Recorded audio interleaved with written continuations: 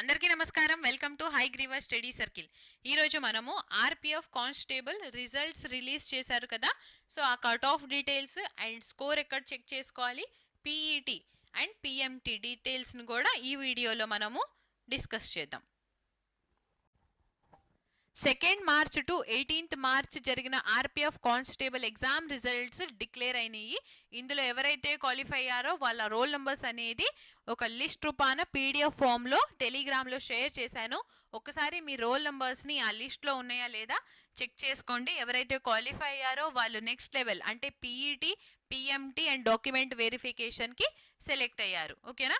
Next ఇక్కడ 20 June 2025 17 అంటే 5 o'clock evening 5 o'clock నుండి ఎవరైతే ఎగ్జామ్ని రాశారో మీరు మీ స్కోర్ని తెలుసుకోవటం కోసం ఆర్ఆర్బి పోర్టల్లోకి వెళ్ళి మీ రిజిస్ట్రేషన్ నంబర్ హాల్ టికెట్ మీద ఉంటుంది, మీ registration number and date of బర్త్ని ఎంటర్ చేస్తే మీరు ఎగ్జామ్లో ఎంత స్కోర్ చేశారో మీ డీటెయిల్స్ అనేది తెలుసుకోవచ్చు. ఓకేనా.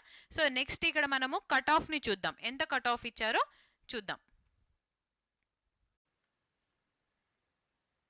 సో ఇక్కడ కట్ ఆఫ్ చూసుకున్నట్లయితే males and females separate cut off ఉంది. మేల్స్ యూఆర్ కేటగిరీలో 76.82, ఎస్సీ 70.19, ఎస్టీ 65.67, ఓబీసీ 74.06, ఈడబ్ల్యూఎస్ 71.92.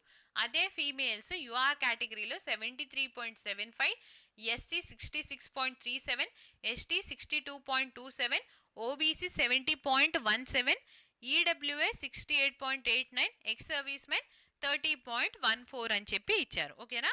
నా మనం ఎగ్జామ్ అనేది 120 మార్క్స్కి కదా రాసింది, బట్ ఇక్కడ ఫస్ట్ లైన్ చూసినట్లయితే normalised cut off marks scaled to 100 అన్నారు. అంటే ఫస్ట్ చూడండి, ఎగ్జామ్ మనం యాప్టిట్యూడ్ వచ్చేసి 35 మార్క్స్కా, రీజనింగ్ కూడా 35కి, జనరల్ అవేర్నెస్ వచ్చేసి 50 మార్క్స్కి, టోటల్గా 120 మార్క్స్కి ఎగ్జామ్ రాసాం.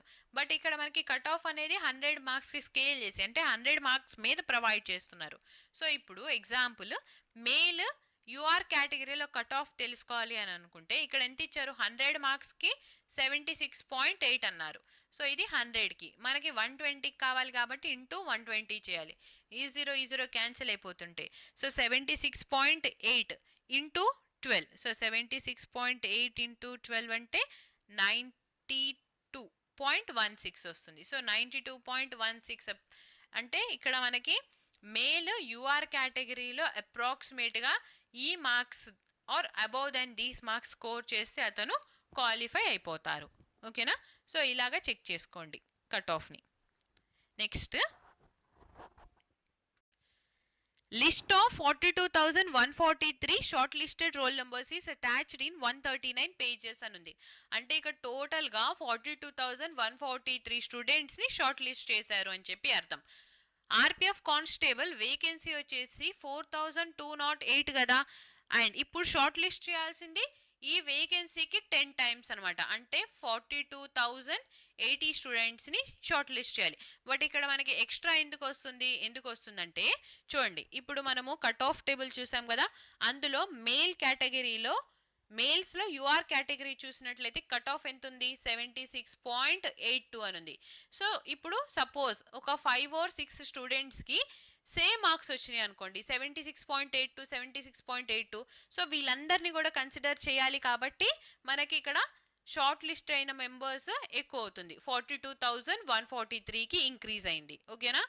నా సో ఇక్కడ physical efficiency test and physical measurement test PET and పిఎంటీకి రిక్వైర్మెంట్స్ చూసుకున్నట్లయితే పీఈటీ వచ్చేసి ఫస్ట్ మేల్స్ అయితే 1600 మీటర్స్ని 5 minutes 45 secondsలో రన్ చేయాలి, అండ్ ఫీమేల్స్ అయితే 3 minutes 40 seconds.